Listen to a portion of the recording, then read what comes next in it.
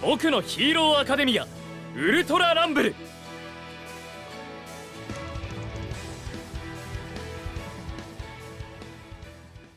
Hi friends, welcome back. I am DJ Montague and today we are going to talk about my review about My Hero Ultra Rumble. Now, the quick, short, and sweet, because I know people generally don't have long attention spans for stuff like this. I think it's a good game. I think that people are way overblowing the monetization, and I've spent $30 and I have every single character in the game. You can do the same thing. And we will talk about this in my full review right after the jump.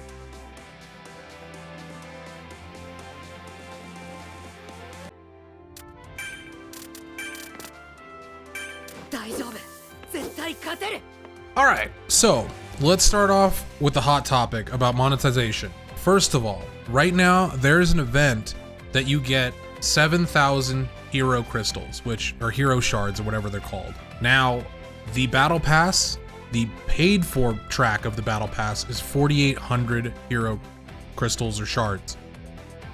This is important because you can literally get the paid pass with all of the extra stuff for free, which will then lead into you being able to get more tickets, more hero shards that are on the paid track, and you would be able to pay with just that your next season's pass as well.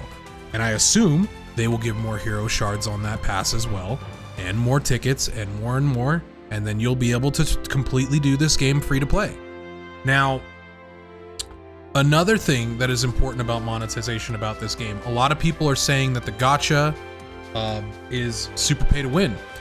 All of the characters that are in the gacha right now are lower tier, at least. I think one of them is like hidden high tier, but neither here nor there. Shiozaki's not that great. Momo's pretty good, but she doesn't beat out any of the characters that are already free. Ochako's better, Asui's better, Bakugo's better, Todoroki's better, Deku's much better. Like, these characters that are free are already great. And I'll talk about that more with the balance in a little bit, but I want to hammer home that, like, Kirishima is not a great character right now. I think actually he's hidden high tier, but that's just me because I play the character, I have a bias, but whatever. Shiozaki's decent and Momo's good. So it's like, they're not the best characters in the game. There's no pay to win there. The new characters that come in, we'll have to talk about them when that time comes, but so far, there's really no power creep yet. That's my next point, is we have a bunch of leaks of characters. There are like 50 characters that are already in the files, and they're fan favorite characters. We've got tons of villains, tons of like, Endeavor, you have Aizawa, or Eraserhead, and like all these really cool characters. You have Hawks, Overhaul, you have even Minato, the little guy with the berries on his head. Even he's in the leaks right now. So like, they have a lot that they're already working on. They're already working on 2 new maps as well. So like, so far for a free to play game, again, I've paid $30 and I have every character. Every single one, and I've got extra skins. I've got, you know, stuff for Shigaraki, and I've got like with all the skins, literally every skin for Kirishima. So I'm able to play the game the way I want to and enjoy it. And talking about the pay to win part, now people see that there are technically 2 passes. There's the regular battle pass, which has the free to play and the paid track. And then there's another pass, which is the special license. The special license is for everyone, and it has 5 characters in it. It has, first of all, it has Bakugo at level 2. It has Todoroki at level 3, I think. So you get these characters super fast. Asui, I think, is like level 15. It has Toga. It has Mr. Compress in it as well. And the level 30 is All Might, who is actually pretty good. I think people are sleeping on All Might as well. Again, we'll get into that with balance. But so far with the monetization, a lot of people are worried, and I feel that worry. I have apprehension as well about gacha games in general. Seeing the power creep that happened to Honkai Star Rail, like that, I'm not about that kind of power creep. That's insane. But in a game like this, where you're not getting duplicates of the character, you don't need to. And also, most importantly, you can get these characters for free, even interacting with the gacha as well. And on top of that, if you do not get the character after you've rolled on this banner, when the characters leave the banner, they go into the character pool. Like, you can just buy them with character tickets, which you get for getting duplicates of things, duplicate emotes, duplicate costumes, duplicate characters. There are some duplicate costumes that you will get an aura for, which is weird. It's just like a flex, I guess. But that's kind of neither here nor there. But like, duplicate characters give you 200 of these hero souls. This is another currency. And at minimum, it takes 100 hero souls to buy a character ticket. The next one you buy after that is 200 hero souls, and then it stays at 300 hero souls after that. I have 4 character tickets, and I have every character in the game. Literally on the next banner, if I don't like the characters, I can just wait till they go to the hero pool. I don't have to roll on that banner at all, unless I want the costumes, which generally you probably don't. And then you also can buy certain costumes with hero souls as well. So like, I understand that people are very, very worried about monetization. But again, so far, I'm playing completely free to play. Other than the first $30 pack I bought, I'm having a good time. Anyways, I just wanted to hammer that home because I know that's a very big point of contention for players. Let's get into the gameplay. So, the best way I can explain this is the game is a battle royale, of course. It's got a mixture of Apex, it's got a mixture of Realm Royale, and it's got a mixture of Fortnite with certain characters. Each individual character has different skills. Awesome, I love that. It's really fun, and the character's identity is there. They feel like their character in the show or in the manga, whatever you're reading or watching. Like, Kirishima feels like he is a tank, and he's just running around and like hammer fisting everything, and it's awesome. Asui feels incredibly mobile to sometimes a detriment. She is very, very strong right now. Shiozaki, she is like a turret. Like, if you get in her sights, she could snipe you from very far away and she could do a lot of damage. These identity of the characters, Todoroki can stun people with his ice, moving through them, or just stomp on the ground, use ice, and like, he's really cool. He's got the fire skills, and it's everything about Todoroki's there. It's really fun, and the gameplay so far is like, you climb over walls, you can grapple things, you can there's a lot of movement, and there's a lot of really cool movement where, if you use a blue character shard, you can just run straight up a wall. If you're running directly towards the wall, instead of climbing it like everyone does, you can run up it like Ida does. And another character, Ida, is incredibly cool. Like, he has crazy combos, he's super fast, and then when he has his cooldown, it makes sense. He's just like immobile, but he is Ida. And I think that they really nailed the gameplay. I think it's a lot of fun. Now, it feels almost like you're playing Smash Brothers. There's that tech chase potential with like a Smash Brothers game. Whereas like in Apex, you don't fall to the ground and then like have a backsplat like a fighting game and then get back up with invincibility frames. There's nothing like that. There's not been really a battle royale like that, but this has that. You have invincibility frames on Wake Up, and you can reverse advantage and have like an Okizeme, and you can have mind games when you are like splitting the fight up into a 1v1 or a 2v1. Now, there are tons of situations where they give you the tools to outplay 2 or 3 people. If your teammates get downed, you get a massive percent to this thing called Plus Ultra, and Plus Ultra in the show obviously is like, go beyond.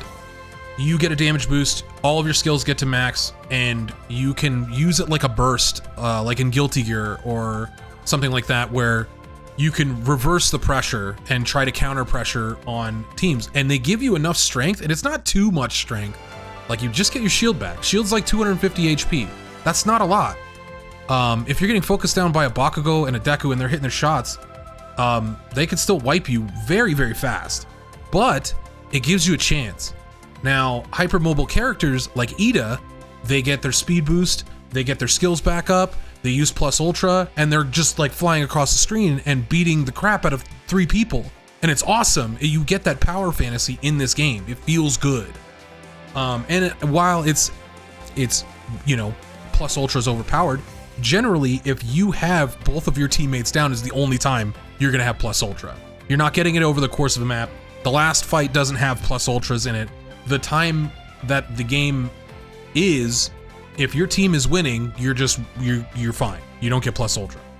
So, I like the systems that they have so far in the gameplay, and they are incredibly fun for a person like me that comes from like Lost Ark. I come from fighting games. I come from that background where I like to play mind games with people. I want to force people into disadvantageous choices, and this game lets me do that.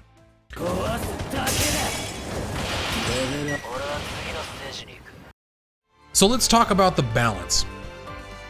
So far, it seems like Bakugo and Deku are the S tiers. I would even wager that Asui is better than both of them currently, just because of what she brings for a team. She's incredibly mobile, and she can res. She can instant res. Some characters have instant res, and you know, it's just an ability they get. Now Asui, I think she's like far and away the most annoying character to fight against, but I get why she exists the way that she does. She doesn't have a lot of damage, but she has a lot of the fighting game mentality of forcing people into disadvantageous situations in a fight. If she gets a knockdown on you, she's really hard to deal with. Now, she's also got this incredible mobility, but it's to deal with these characters like Bakugo, like Deku, who have very, very high range in a game where a lot of characters have a lot of melee. And it makes sense. A lot of these characters make sense. Cementos is super cool. He's like a Fortnite character in this game. He's throwing down like boulders and stuff like that, and he's pretty decent. He also has a res. Shiozaki has a res as well. But neither here nor there. I think right now the balance is weird. It's awkward because a lot of players will have a lot of issues in matchups. Like if you feel like you have to play Bakugo almost to play in ranked, but you don't. I assure you, you do not. You just have to learn how to shut down a Bakugo. If you're playing Asui or you're playing Kirishima and you get a knockdown on a Bakugo, you do not let him get back up. You can Okizeme him repeatedly, and he can't do anything about it, as long as you're timing your abilities correctly. And he can't even R out, he can't even jump out. Like stuff like that. That's what makes me excited about this game. It seems like the game is kind of unbalanced, but that's the Battle Royale genre in general. We're always gonna have weak characters, especially when you have Apex, you know, stuff like that. Hopefully, Bandai Namco sees this and thinks about their future in the game and is like, you know what? Let's revisit these characters and balance them a little bit. Give some people damage boosts, give some people damage reduction. Like these things are important for the longevity of the game. So far, the balance is not amazing, but it's not the worst game I've ever played in terms of balance. I think it's in an okay spot. I think a lot of people are really frustrated with the top tiers, and that makes sense. That's gonna be for any game. So, I mean, Wraith in Apex was meta in both normal and tournament leagues for years. And that could very well happen here with somebody like a Deku or a Bakugo. It doesn't seem like they could get power creeped because they have that range. Anyways, so far, gameplay solid. I think the balance is okay. I think it could use a little work. Let's move into like the stuff that I know a lot of people don't really care about, but I care about in a game like this. The sound design.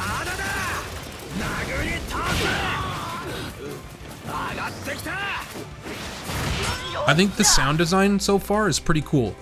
The song for the map, it's fine. when stuff is getting intense, you feel it. The hits, the impacts, the movement, all of that, and the voices that come from the characters, they can seem annoying to some people. Obviously, you could turn down the character voices or turn them off, but it gives me that feeling of that you are a hero in the situation where this is the training area. So in season 1, this was like a big part of the finale. So I feel that I've seen the show. I enjoy the sound design. I think it's really cool. I think they did a pretty good job. The characters, the attacks sound right, and so far solid. I think it's a thumbs up for sound design. The graphics, they're trying to make it accessible, and I think they did a great job of that as well. The graphics are going to be on every console available. So even playing on PC, when you're playing at like 150 frames easily with like a 1080 card, like you've got people on Switch playing as well, and they're playing at 60 frames. So they've nailed that as well. They've done a good job where they're making this game as accessible as possible. And someone like me who comes from an esports side of things where accessibility is incredibly important, League of Legends, prime example, free-to-play game. They make their money off of skins. StarCraft in Korea, when Brood War was big, it was free because you could go to the PC Bang and just play. And you could play that game on a toaster. So like these things are important that everybody can play this game and it's accessible. When it comes to something like an Apex, I know that it's a little bit like higher graphics than this for sure. But people won't be shied away from like having a worse PC to play this game. And I think that's more players the better. Thumbs up for that, obviously. So, all in all, I think that this game is solid. I think that this game is getting a lot of hate that it doesn't deserve. It didn't promise the world and under-deliver. It was just a game that came out that nobody really saw and went under the radar. I saw it because I saw my friend Pooby playing on Twitch, and I was like, shout out to Pooby, but I saw it and I was like, this game looks silly. Like, I liked My Hero as a show, but this looks silly. Why would I play this? And I saw him play for like 20 minutes and I was like, this game actually looks decent. Like, I'll check it out. And I played the first map and I was like, hooked. I've nonstop played this game. I've got, in like 4 days, I've got 50 hours. It's nuts. I have not done anything other than play this game. And I played for 10 hours today. I think it's good. I think it's in a good spot, and we'll see where it goes. Hopefully there's no power creep that's really egregious, and we can get a really solid game on our hands that is free to play, and you can get all the characters and have fun with your friends. Like, we all need that, right? So let's go through the pros and cons real quick. Pros, it's fun. You fulfill that power fantasy with the characters. It's fluid. It feels good to play the game.